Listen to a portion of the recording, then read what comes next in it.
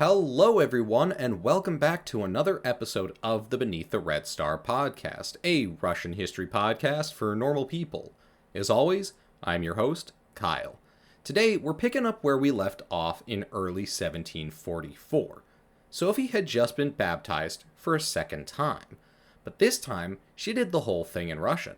Fancy. And with her fancy new religion came a fancy new name, Catherine.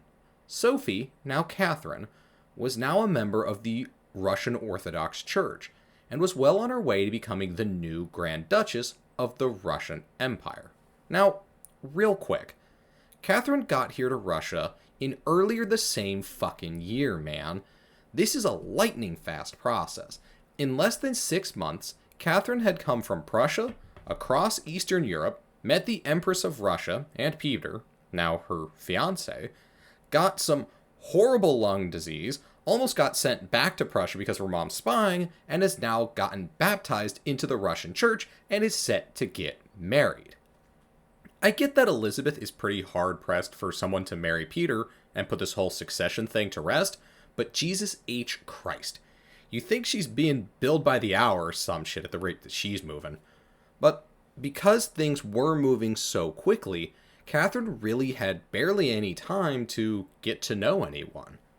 She knew that Peter was not super smart and kind of awkward and kind of bad with people, but broadly a nice enough guy, and she knew that Elizabeth was a graceful, headstrong ball of energy who generally got what she wanted. But for the first time, she saw the two of them in a new, different light. The day after Catherine was baptized, Peter and Catherine were officially betrothed. In order to celebrate, because Elizabeth never missed an opportunity for a party, the whole royal entourage threw one last big party in Moscow and then set off for Kiev. But on the way to Kiev, the mood was awful. The way was long and hard, and Elizabeth and Peter were at each other's throats constantly. I'm not entirely sure about what, but this was an important moment for Catherine. She had a lot of respect for Elizabeth and seemed to genuinely like her. But she was starting to see that Elizabeth was not all sunshine and rainbows, and that Elizabeth was also a self-righteous, jealous, and somewhat vengeful person. On the other hand, Catherine wasn't a huge fan of Peter, but she at least got along with him. And in this moment, she was seeing that Peter was not entirely a pushover either. In fact, he could even be kind of cruel and aggressive. I'm certain this is exactly what you want to see right after you're betrothed into a family. Just a little bit of good old family beef dialed up to 11, because everyone here is a self-aggrandizing, vengeful, rich asshole who in any other situation would likely just be given exactly what they want. Oof. Even once they arrived in Kiev, things didn't get a whole lot better. Once they arrived, nobles of Kiev put on a play for Elizabeth since she was a renowned lover of the arts. Apparently, this play fucking sucked. Like, majorly. Not only was it a boring play, apparently it was super long too. And, once again, Catherine saw how the Empress really was. In the middle of the play, Elizabeth just ordered the whole thing to stop. She had gotten bored and was not going to put up with this even a second longer. But fortunately for everyone, the royal family would not spend long in Kiev. Almost as soon as they had arrived, they just turned back and went back to Moscow to celebrate Elizabeth's birthday. Which Peter had to miss because, well, Peter got sick a fucking ton. Peter's absence put Catherine front and center. She and Peter were going to be the Emperor and Empress of Russia. And well, that makes you a pretty big deal. And without Peter there to soak up some of the attention, that meant that Catherine was going to be in the spotlight, front and center, all alone, speaking for both of them. And this is something that Catherine would do a lot. Not just now, but really throughout their whole relationship. But here, in the fall of 1744, she is going to get her first serious taste of being the face of the kind of royal couple. In this time period, the imperial court would celebrate Elizabeth's birthday, Elizabeth's coronation, and Catherine's name day. These are some pretty high caliber events, and I'm certain some ungodly number of people were there to mix and mingle, and Catherine was, well, by herself. And not only was Catherine going to be the future Empress of Russia, she was a kind of unknown quantity still.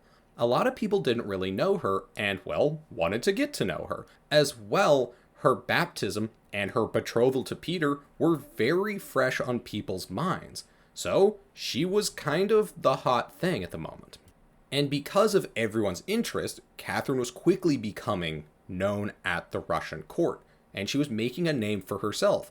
Again, kind of without Peter. She was making a whole kind of place carved out just for her. But then, Peter finally got better near the end of 1744, and the royals were on the move once again. And in case you're wondering, no, this amount of travel was not super normal for the time. Russian royalty, like the royalty of pretty much everywhere else, did do a lot of traveling. You know, you gotta go check up on all your peoples and make sure that the country's being run properly, and all of that. So a little bit of travel, pretty normal. But Elizabeth was known for being incredibly hard to pin down. She moved constantly. It got to the point that ambassadors would write home complaining about how much they would have to pack up their stuff, unpack their stuff, and travel just to stay near the court so they could, do their job. Their job was, of course, to talk to their folks at home about what the Russians are doing and to try and maybe, influence the Russians on the behalf of whatever country they're from. And that's really hard to do if you're in Moscow. And, well, sure, the Empress is in Moscow now, but now she's in St. Petersburg. And then now she's in Kiev. And now she's in Kazan. So you just gotta go with her.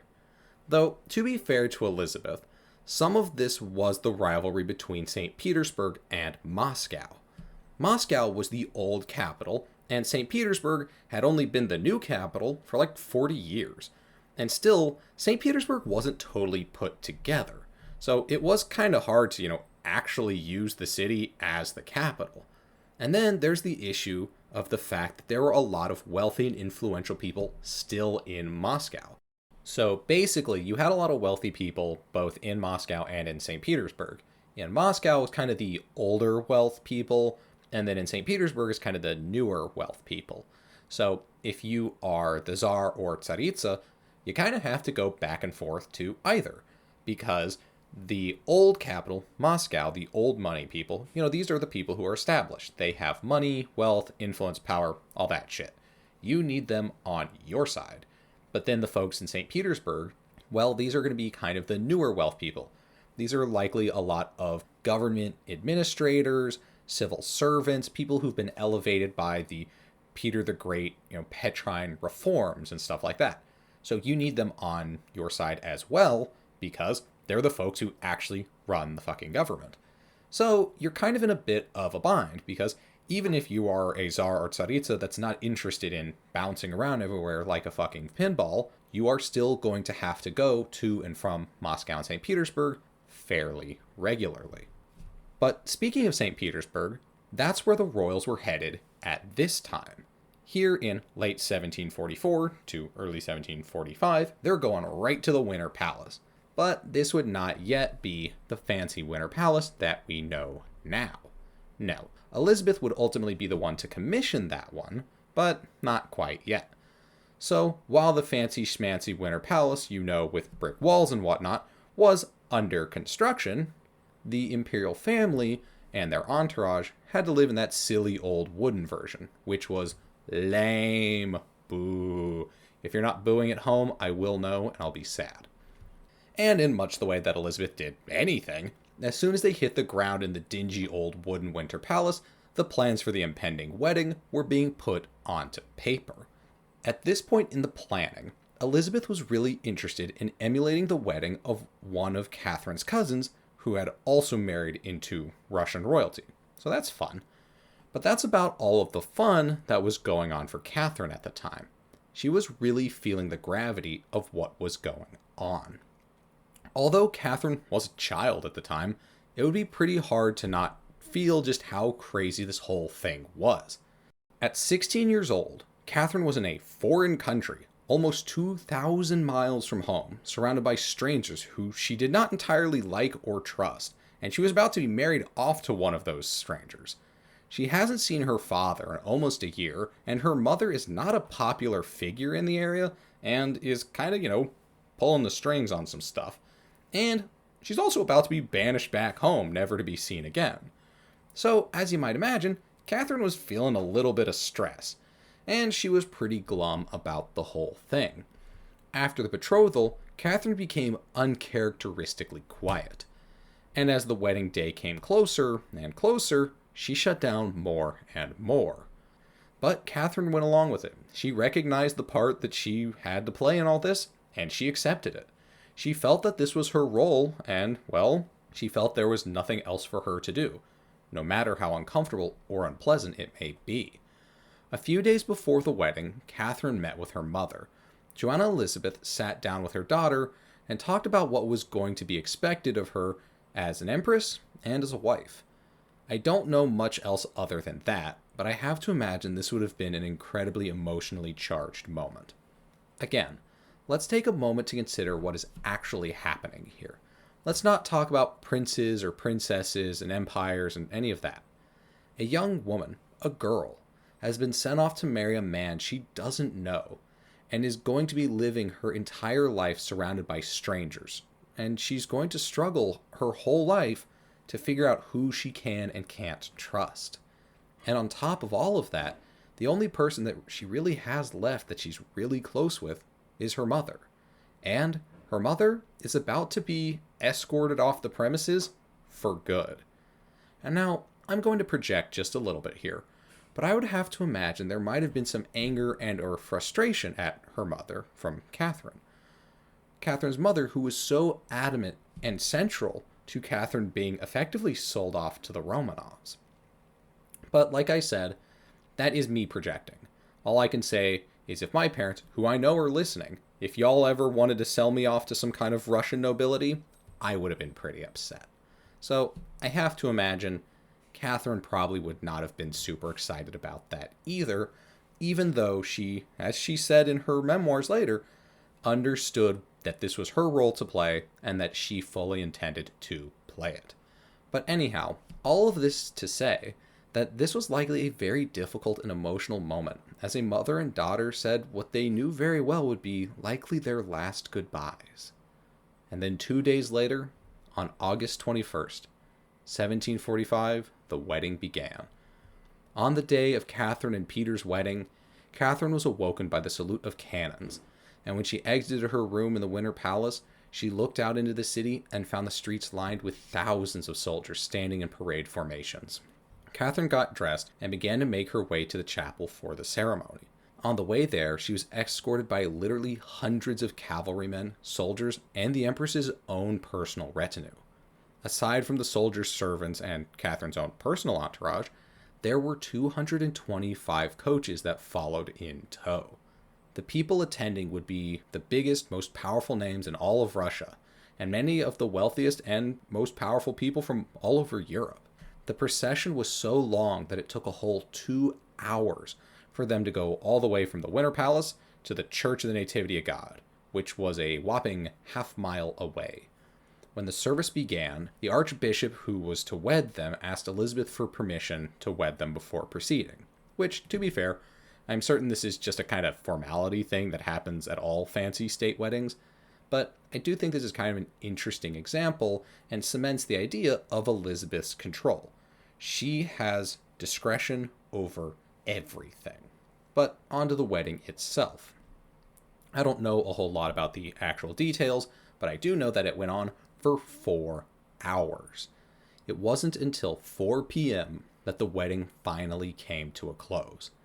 And then, as you might imagine, the Russians partied like you would not believe. The first thing to happen was that there was a banquet held back at the Winter Palace. So, everyone packed it up and went back there. This banquet was so long and tiring that Catherine couldn't keep up. But she had to, because the next day there would be another party. And what did this party commemorate? Peter and Catherine were now the official Grand Duke and Duchess of Russia, and people could call them Your Highness. Swanky. The party started when they woke up in the morning and lasted straight up until midnight. They straight up partied all day. But the orchestra and other party activities and events that went on, well, they lasted until as late as 2 a.m. the next day. And you had better believe that Elizabeth was probably there from minute one until the moment the last person packed up and left.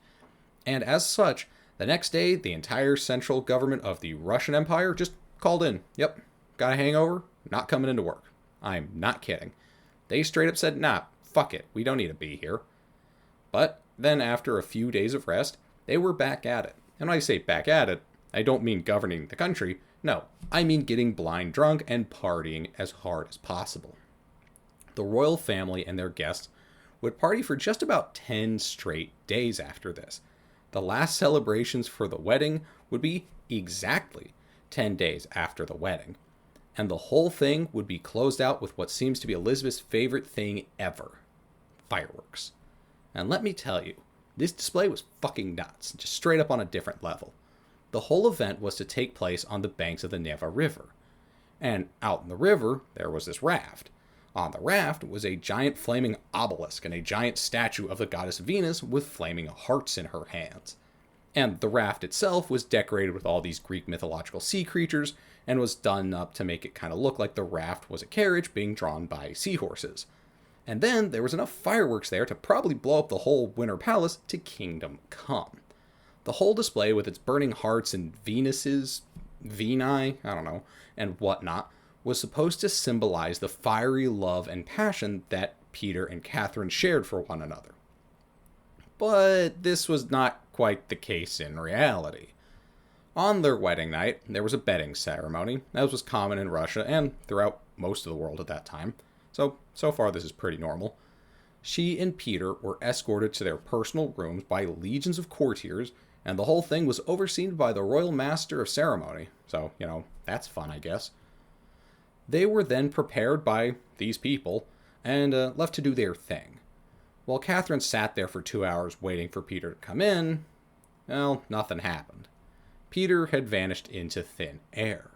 A little while later, a handmaid informed Catherine that Peter had ordered food to be brought up to him. And shortly after that first person came to deliver the message, a second person came to tell Catherine that Peter had eaten his dinner and gone to bed. As you can see, I'm not sure if flaming hearts is exactly how I would describe these guys, but hey, it's Elizabeth's show. And this is pretty much how things would go. This more or less set the pace for their intimacy and really their whole relationship from here on out. Catherine and Peter had their own private bedrooms with a shared room in the middle, and they pretty much just hung out in their own rooms away from each other unless they needed something or were needed by someone else to do something together. And when I say there was a room in the middle, I don't mean like two separate rooms with a connected room, kind of like a suite or something. No. Peter's apartment didn't even touch their shared room. There were multiple rooms in between him and the shared room, and then of course there was Catherine on the other side of that room. So even though they were married, they barely even saw each other, like even in passing. Unfortunately for Catherine, their intimate life would not be the only disappointment. Which, to be fair, Catherine was a very sexual person, and was really open about that, so we do know that the lack of intimacy between her and Peter was a very big deal for her, and she would go on and on about it quite a bit later in life, when she would talk about him quite a bit more in her memoirs. Though, to be fair, later she was the Empress, and she kind of wanted to make Peter look bad, and we'll discuss why later. So she may have kind of trumped up some of the things that he did and kind of maybe embellished how bad he was. But that being said, Peter was known to basically ignore Catherine unless he needed her for something or she needed him for something. So, while we can't exactly say like what is true, the vibe I would say is probably true. There wasn't exactly a lot of burning hearts going on here. But anyhow, Peter was not just ignoring Catherine's desires for intimacy, he basically ignored her outright. And when they were together, Catherine quickly found Peter to be not so much a great fit for her. You see, even though the two of them basically spent all of their days apart before they were married, well, now they are married, so they had to spend a lot more time together, which was not hard considering they basically never interacted before, and now they kinda never interacted. So, you see, it's progress. And now that Catherine was spending more time with Peter, She found him to be the most horrible of things, that most unforgivable sin in her eyes. He was boring. Dude was fucking dull. Catherine was a very learned and intelligent person. She always had been into reading and politics and history and philosophy and all that fun book shit. She had been taught from a very young age by amazing tutors and teachers and the best educators that money could buy. And she loved it. She ate it all up and asked for more. And, well, this is kind of where she made a bit of a mistake. She assumed that Peter would be the same way. Peter grew up with quite a bit more means than she did, and in a much more well-connected and respected household. So she was right that it was true that Peter did receive an absolutely world-class education. His tutors and teachers were the best that Europe had to offer. But the difference was, he didn't give a shit about any of that. Peter was a bit of an odd bird. Now, I don't want to psychoanalyze the guy. He's only like 200 some odd years old at this point, and I never met him. So I can't really talk a whole lot about him, but I do think it's pretty clear the guy had a little kind of neurodivergence of some kind going on. The man really had no skills when it came to talking to other people, and he more or less just hyper-focused on the things that he really liked, particularly the military. And not like the battles or the actual logistics or like leading or anything like that. No. He was just into the uniforms. His favorite thing was to watch the soldiers march around in their nice, fancy uniforms. Catherine, on the other hand, much more liked kind of the inner workings of things. She liked the politics and the history and the this and the that. Peter really didn't like any of that stuff, and he didn't really have, I guess, the kind of skills and abilities, not socially, to really connect with her. He seems like he wasn't really good at talking or dealing with people at all, and he really didn't get other people's emotions or how his actions affected other people. Now, some of this could very easily be that he was just a spoiled royal brat and has never had to learn any kind of empathy and spent all of his days surrounded by a coterie of yes-men and sycophants. Or it could be something else. Like I said, I don't want to psychoanalyze the guy, but all this to say, he was a very difficult person to talk to and kind of a difficult guy to get along with. And Peter, like I said before, really only cared about the military. This was something that Catherine, in all of her kind of interest in politics and whatnot, well, she wasn't super into that, not in the way that he was. So, they really lacked a lot of stuff to talk about. But, as I said before, I need to make a disclaimer here. All of this is according to Catherine. And as I said before, well, she had some reasons to maybe undermine Peter's image after the fact. So, this is her take on him. Now, to be fair, from what I understand, it was pretty well understood at the time by other people that yes, Peter was not what I would call a charmer. So, again, the kind of overall gist of it is fair, but a lot of the specifics are kind of questionable. We don't really necessarily know how bad Peter was to Catherine, how much he really ignored her, anything like that, versus how much she kind of played this up for some legitimacy in the future. But anyhow, now as the Grand Duchess of Russia, Catherine's life really started to change. Before, she basically had free run of the land. Of course, she had to go with Elizabeth everywhere and blah blah blah, but she wasn't really important yet, so she kind of got to do what she wanted. And before then, in Germany, she absolutely just had a kind of level of personal agency and freedom that allowed her to basically do whatever she wanted, to follow whatever pursuits that she liked. Not the least of which just being that she was allowed to more or less create her own schedule, which for a woman of her position at that time was pretty rare. But when she became the Grand Duchess of Russia, that shit got shut down so fast. Catherine was now fully at the beck and call of Elizabeth, who, ironically, was also an incredibly headstrong woman who basically just went and did whatever the hell she wanted. Catherine really admired this about Elizabeth. But, Elizabeth really cared about and liked doing formal court things. And well, Catherine didn't really care for a lot of these formalities. But as so many other people who were present and were attached to Elizabeth's whirlwind insane lifestyle, well, ultimately Catherine would just kind of have to cope with this because Elizabeth was the empress. And there's not a whole lot you can do about that. You don't really get to argue with her. What she says goes to a very high and very literal degree. At these myriad of court functions that Catherine was forced to go to, Catherine started mingling and hobnobbing with the well-to-do of Russian society. Here, she quickly got to work creating lasting relationships and alliances. This was fairly easy for her, as she had always relied on her wit and charm to win people over. Catherine remarked that this was a really important skill for her, especially when she was a child, because pretty much everyone thought she was really ugly, which is harsh, like really harsh, man. Though she was making good headway, the friendships and connections she needed for both her social and political goals were slow to make. Catherine was an outsider, and her appearance and marriage to Peter were surrounded in scandal, no thanks to her mother and her connections to the Prussian government. People didn't know if they could trust Catherine, or what kind of person she would be, or if she was cool at all. So, Catherine would continue to mostly just hang by herself, kind of at the edges of court society.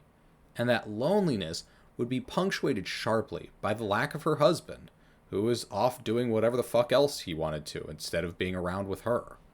And not only was this a bummer for Catherine, who wasn't a fan of just being dragged around and being lonely all the time, it was a very serious issue for the Russian state and for Elizabeth. You see, since Peter basically ignored Catherine, there ain't been no baby making, and that was the whole point, so that's a problem.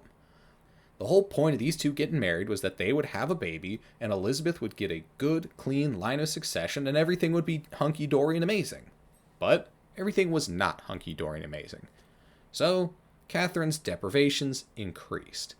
Elizabeth employed the help of one Maria Chaglovka to basically be Catherine and Peter's baby maker-in-chief. Chaglovka's job was to make sure that the two of them got down to business. And interestingly enough, this kind of worked. The winter of 1746 into the spring of 1747 saw Peter and Catherine spending a lot of time together, and Catherine remarked that she was actually really enjoying Peter's company. But as far as Maria Chaglovka and Elizabeth were concerned, this didn't matter because there was still no baby. Well, you see, Peter wasn't necessarily all bad. Catherine did have some fond memories of the guy, and that winter of 1746 to 1747 was a standout moment for the two of them. But overall, Peter was still not giving Catherine basically any attention. So, Catherine started engaging the most famous and important of court traditions, extramarital affairs. This is where Catherine starts with her first serious lover. Though to be fair, we aren't entirely sure how much the two actually did together, so it is hard to say whether or not she was really cheating on Peter, and also it's kind of hard to say what kind of affairs and kind of intrigue she'd had before. But this is the first time that we can really clearly say, yeah, she's sleeping around, or maybe at least trying to. The man that Catherine was taken with was a man named Andrei Chernyshov. While we don't know if they were doing anything behind closed doors, it was apparently pretty obvious that the two of them were quite fond of each other. This was so apparent, in fact, that Elizabeth ultimately would send Andrei away, and Catherine would ultimately be brought before Elizabeth and Peter to be scolded. The interesting thing is that Elizabeth didn't seem to really be all that upset about Catherine's cheating. This is not, I guess, all that surprising considering the fact that Elizabeth had a number of lovers on her own, and the fact that Peter had at least one at the time as well. Instead, Elizabeth was a little bit more so upset that Catherine was sleeping around before she had a male heir with Peter. In response, Maria Chaglovka basically put Peter and Catherine under house arrest until a baby was made. She did this by basically pruning down their schedules to the very bare minimum and forcing them to spend any and all of their free time together. They did not respond well to this. They were two totally different people who had basically been living separate lives even though they had been married. and they more or less tried to keep doing that. Peter basically became nocturnal in order to avoid having to be around Catherine. So, Catherine spent all of her time locked up alone and reading. She also started trying to create a better relationship with the only other person she really knew, Elizabeth. And this was difficult. Catherine tried really hard to please Elizabeth and to get her to like her, but Elizabeth was a really complex and very temperamental person. And Catherine spent a lot of time trying to conform to Elizabeth's changing desires and her whirlwind schedule when she wasn't in forced alone time with her oft-absent husband. This situation was not good for Catherine, and people started to take note. Her once free-spiritedness and energeticness had been replaced with a pretty serious depression because of her isolation, loneliness, and lack of autonomy. Her only relief, which was something she and Elizabeth shared, was hunting and writing. Both of them were avid outdoors women, and saw their hunting and writing prowess as indicative of their skill and strength as people, particularly as women of the time, and their ability to do what was kind of considered a more man's sport. The litany of parties and events that Elizabeth constantly threw, as well as the mad dashes from town to consecrate the seemingly unending building projects that Elizabeth oversaw, only added to the sense of lack of control and worked to wear Catherine down more and more. But soon, things started turning around a little bit more for Catherine. In the fall of 1751, Catherine was told by a courtier that she was, quote, much prettier now. Now, this may not seem like quite the compliment, but to Catherine, this meant the world. She wrote about it later that this was the first time anyone had ever told her that she was pretty, and it basically turned around a lot of her personal conceptions of herself. And now, with a little bit more self-confidence, Catherine put herself back on the married lady dating market. And next spring, she'd found herself a suitor. Sergei Saltykov was the man's name, and as it turned out, he was a massive asshole. He was a really annoying kind of pompous ass. But Catherine straight up said, I can fix him. But as it turns out, well, she couldn't. The dude just kept leaving her when she needed him and then kept cheating on her.